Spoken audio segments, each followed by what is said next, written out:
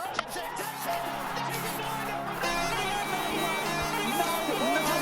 no chance.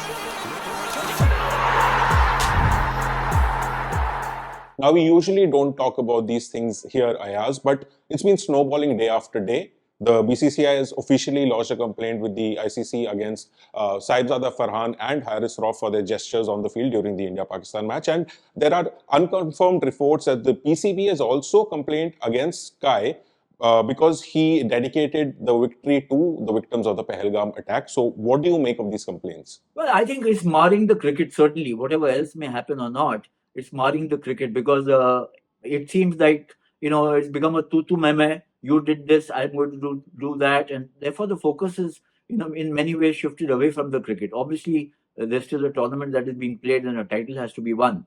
But I think it's a little unfortunate because, you try and, as best as possible, keep sports out of the political drama that is being played out otherwise. So I don't think that this will end necessarily immediately. What if India and Pakistan meet in the final? You might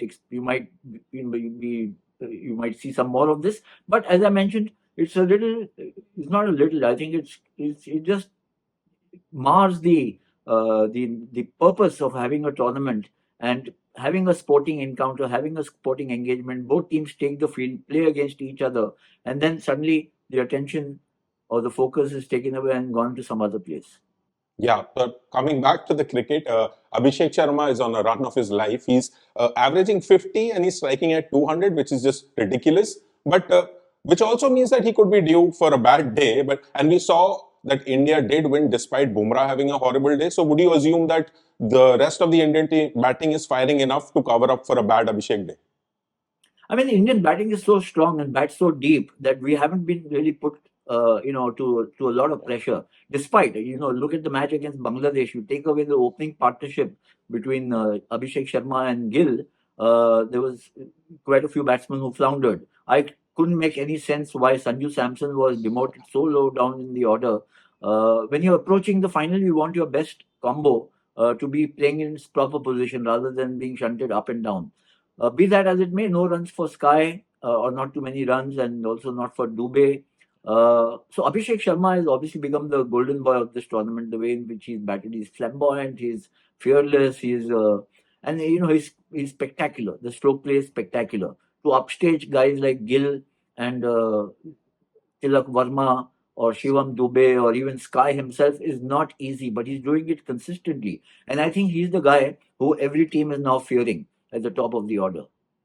Yeah, and finally, it's a virtual semi-final clash between Bangladesh and Pakistan. And if I were the scriptwriter, as I would pencil in Pakistan for that final because I guess that makes for the better story. But either of these teams, Pakistan or Bangladesh, do you see them giving a fight to India, especially given that India have been sloppy too? I mean, you're always tempting fate when you make predictions in sport, and especially in T20 cricket, which can be so topsy-turvy. But on the face of what evidence we have, looking at the record over the past few years, plus what's happened in the tournament, plus the kind of talent pool India has got in this squad, and the fact that, they've reached the final, in a sense, unhurriedly or without any hassles. Yes, there have been a few questions. I thought the fielding has been quite appalling, actually, even against Bangladesh and before that in the match against Pakistan. So many catches, very sloppy fielding. Is that because I don't think it's to do with skills? I think it's to do with lack of attention or focus because you are such a good team, so you feel somebody can bail you out, either the batsmen or the bowlers. I thought that the good thing against Bangladesh, the match, was that with the batting dependent so heavily on Abhishek and Gill, somebody like Jasprit Bumrah coming back, finding his rhythm, coming back to form was very important for India. In the previous match against Pakistan, he had gone wicketless. So you have your spinners firing, your fast bowlers are doing well. I think that fielding is something that they need to address before the big match, since India is already in the final. So whether Bangladesh or Pakistan can kind of pull the rug from under India's feet, to me it looks far-fetched at this point in time.